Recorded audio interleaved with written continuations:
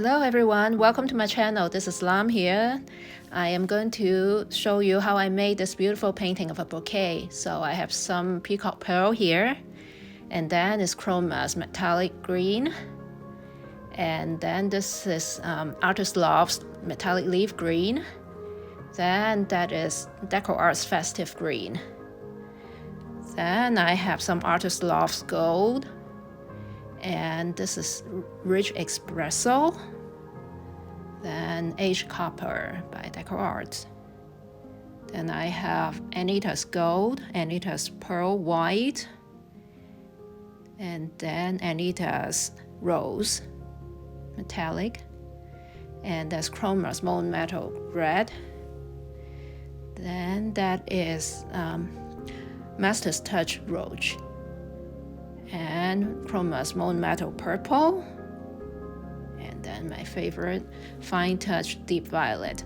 So these are the colors that I will be using today. So let's get started layering the cup.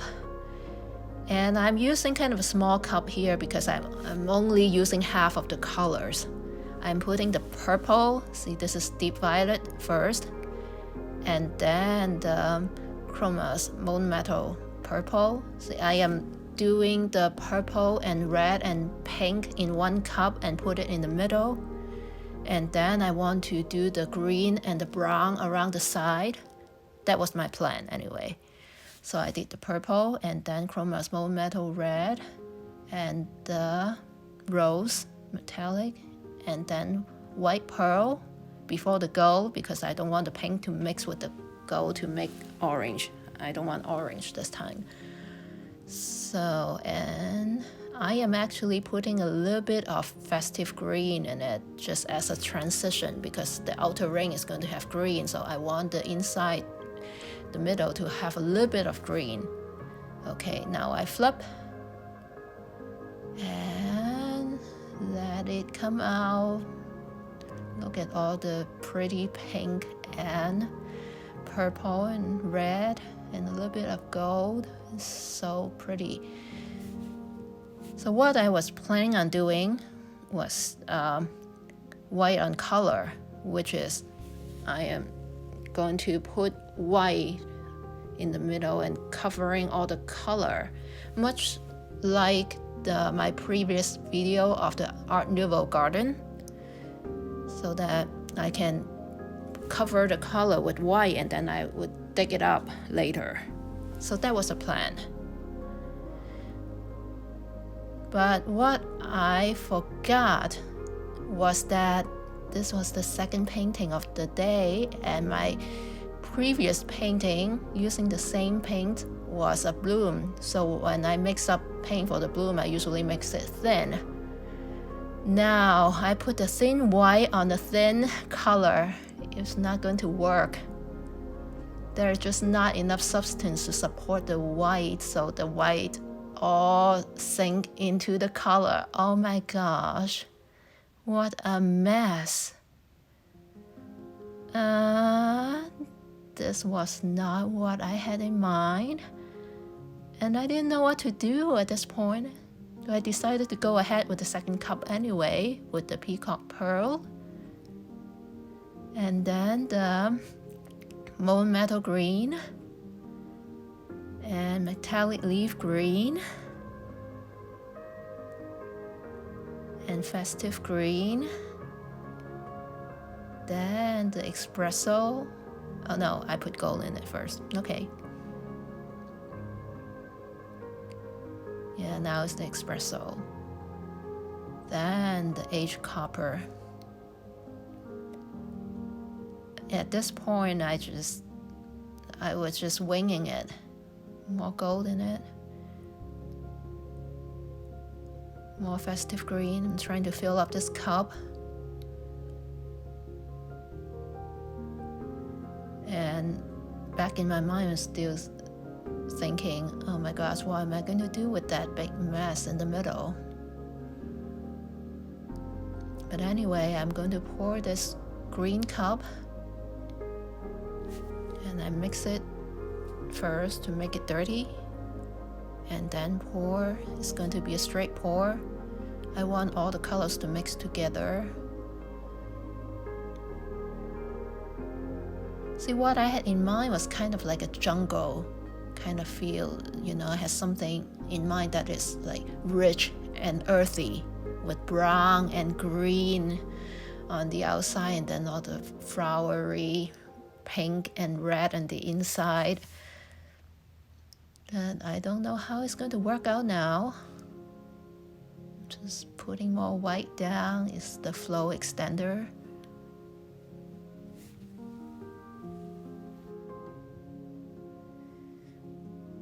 Yes, I'm taking my time here because I'm still plotting, trying to make this work. And honestly, I've never did it this way before. I've never had a white on color that felt like this. So all I could do is to tilt it out and see what happens. Because you never know until you tilt it out. Okay, so most of the green and browns are rolling off the canvas. Not what I planned, but then I see this nice strips of pink and purple and a little bit of green and gold in the middle. The color is really pretty. Now what do I do with it? See, I really like the color and the shadings, you know. There are some shades on the edge that has a little bit of color. So I took out my cup and started cupping around it, just swirling with my cup and see if I can make some pattern. And now I'm going into time lapse because this is a long process. But when I started cupping around it, look what happened. I started to see petals and flowers. They start to emerge. And there are some very pretty colors going on. Some of them are very subtle and some of them are very bright. Now there's a nice combination of rich, deep colors and very light, almost watercolor-like kind of colors going on. And it's a very airy combination. It's totally different from what I had in mind. I was planning on something very earthy and dark and rich. This is nothing like it. But I am really loving this. See, look. All these flowers are emerging and it's starting to look like a bouquet.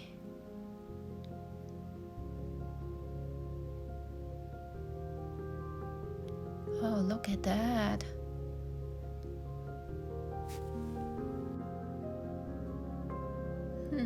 I'm pretty happy with this. And I could have stopped at this point. Actually, I was thinking about that. Because it has this cluster of pretty flowers. But I decided to torch it, pop the bubbles, and then what else can I do to it?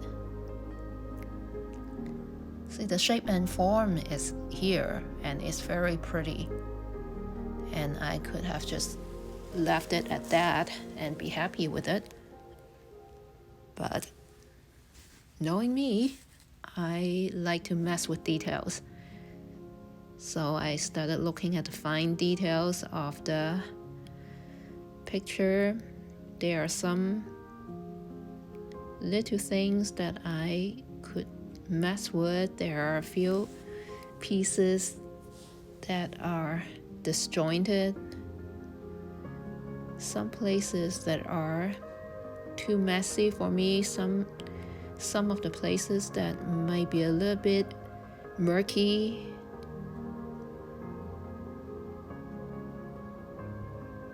Sometimes I fix the little shapes of the petals with my finger. The finger is really the best tool. as a massage therapist, I rely on my fingers, so I know how useful they are. Now here's something I want to explain. I don't know if you can see exactly what I was doing here. I was doing a roll, but instead of using a balloon, I was using a few cotton balls wrapped in a piece of saran wrap.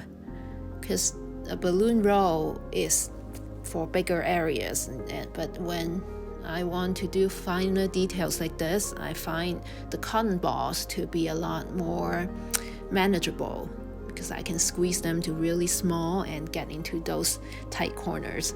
So that is my little trick, and I'm sharing it with you.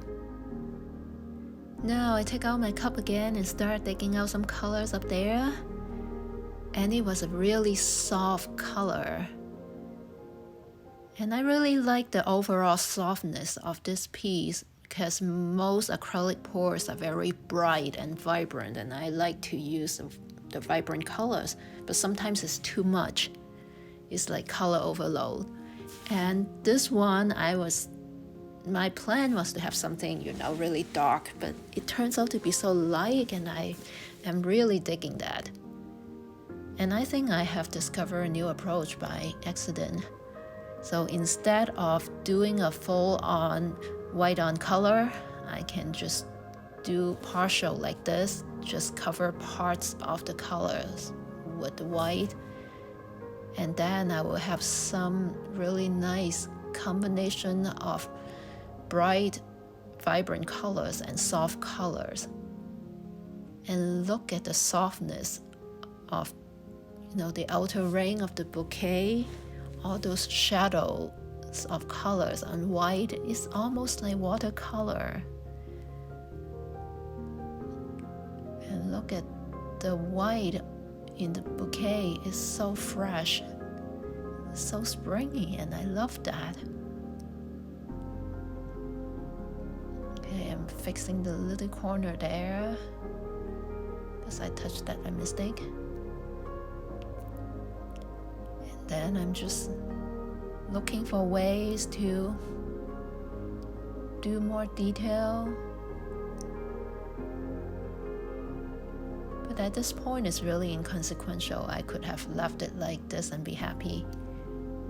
But it's just my nature to mess with things, and hopefully I don't ruin it. So one more time, looking at the whole painting and see what more I want to add, the last little detail.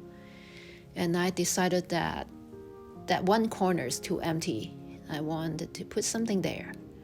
So I dug it up with the cup. Not much was coming up. And so I fix it with my finger, getting kind of like a wavy lines.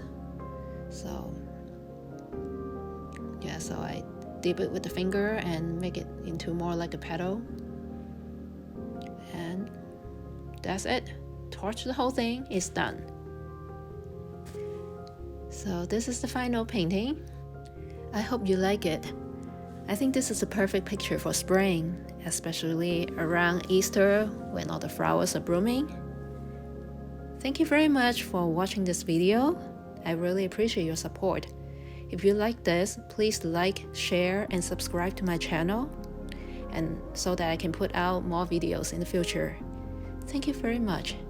You have a good day, and I'll see you next time.